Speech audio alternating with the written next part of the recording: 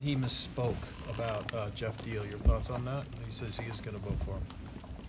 Well, that's interesting because probably 2 or 3 times in the course of the debate he said he hadn't made up his mind yet.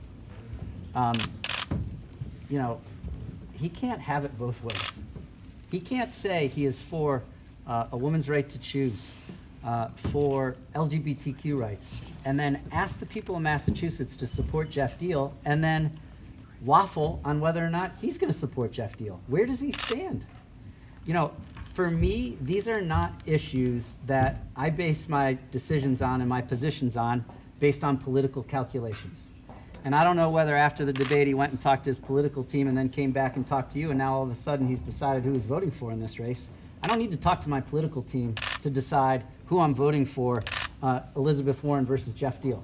I would never vote to send someone to the United States Senate who would undercut a woman's right to choose, who would be a rubber stamp for Donald Trump's agenda. I am consistent on these issues. And, you know, he's trying to walk a fine line, and it's hard to know where he stands. And the one thing that people will know about me is where I stand on core issues of values like these.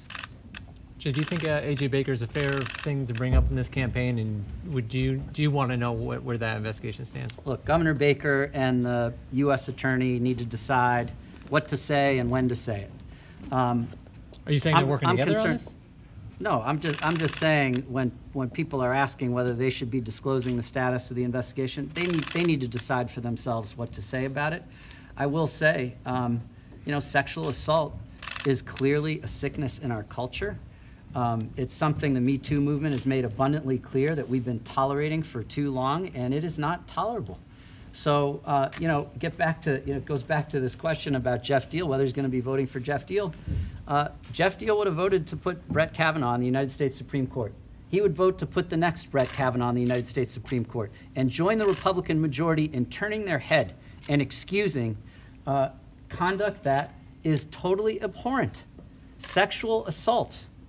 And someone like that is not fit to sit on the Supreme Court. I would not ask the voters of Massachusetts to send someone to the United States Senate who would confirm the next Brett Kavanaugh. And I'm going to be consistent on these issues.